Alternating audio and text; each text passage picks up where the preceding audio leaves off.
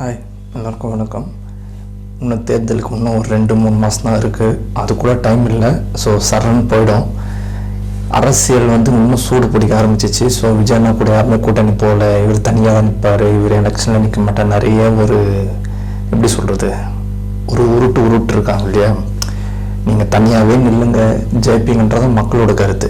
கூட்டணிக்கு வரவங்களும் நம்ம அன்பரிப்போம், ஆதரிப்போம், அது வேறு விஷயம். பட் இந்த வாட்டி தேர்தல்ன்றது விஜய் அஃபீஷியலாக நாங்கள் இவங்க கூட தான் கூட்டணி வச்சுருக்கோம், நம்ம கூட்டணி இல்லைன்றதை அவர் சொல்கிறது தான். ஸோ அது இன்னும் ஒரு வாரத்தில் 2 வாரத்தில் தெரிஞ்சிடும்.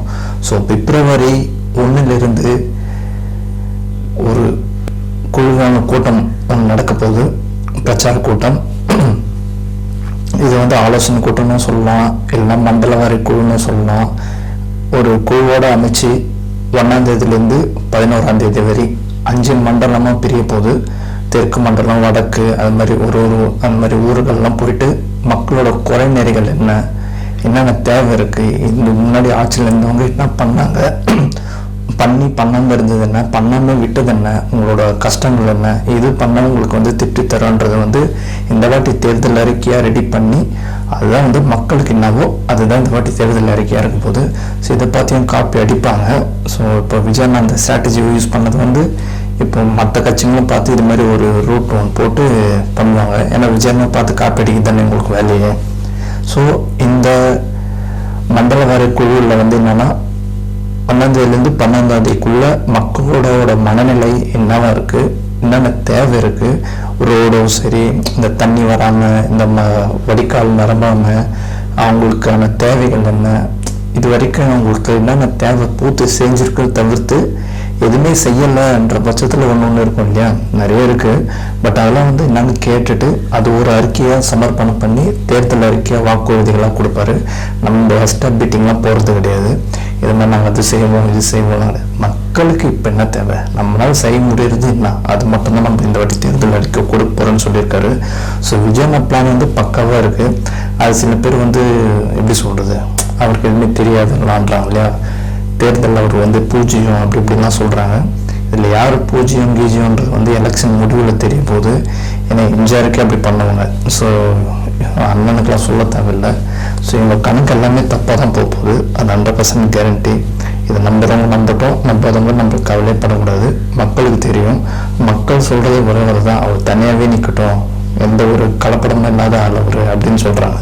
பட்டு கூட்டணி வர்றது ஒரு நல்ல விஷயம் தான். பட் அவங்க தான் நம்ம கூட வராங்க.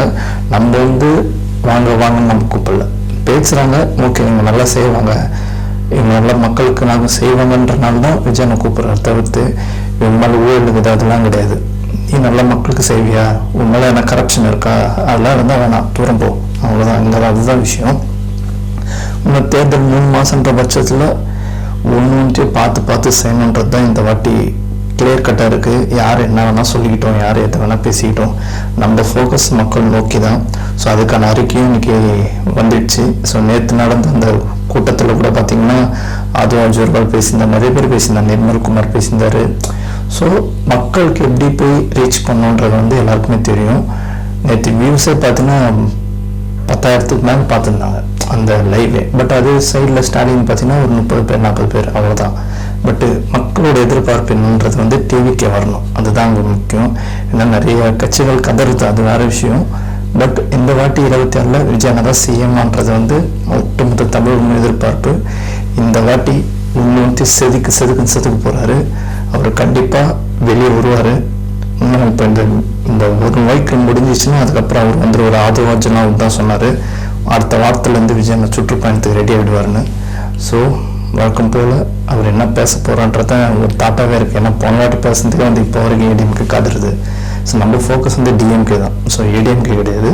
ஸோ அதனால் ரிச்சுவல் வாரிஸ் நம்ம எப்படின்னு தெரியும், விஜயண்ணா தொட்டினா ரியாக்ட் பண்ணுவாங்க தான். பட் நீங்கள் விடாமல் இருந்தீங்கன்னா பிரச்சனை கிடையாது. ஸோ அதனால் இந்த வாட்டி தேர்தலில் பார்த்து யாருக்கு போகணும்னு யோசிச்சிங்க. 5,000 ரூபாய்க்கு 3,000 ரூபாய்க்கு ஆசைப்பட்டு விட்டிங்கன்னா முடிஞ்சிச்சு கதை. ஸோ அது மட்டும் தெளிவாக இருங்க. ஸோ இனி வரப்போகிற நாட்கள்லாம் இன்னும் தீவிரமாக இருக்க போது அரசியல். இதுதான் நடக்க போகிற ரியல் அரசியலாகவே இருக்க போகுது. இப்போ இந்த போட்டி தான் உலகத்திலேயே ஒரு ரெக்கார்டு கிரியேட் பண்ண போது. தமிழக வரலாற்றிலே நம்ம தேர்தல் எங்கே நடந்திருக்காது. ஸோ அது மாதிரி இருக்க போது வெயிட் பண்ணி பார்க்கலாம். நல்லதே நல்லதே நடக்கும். வெற்றி நிச்சயம்.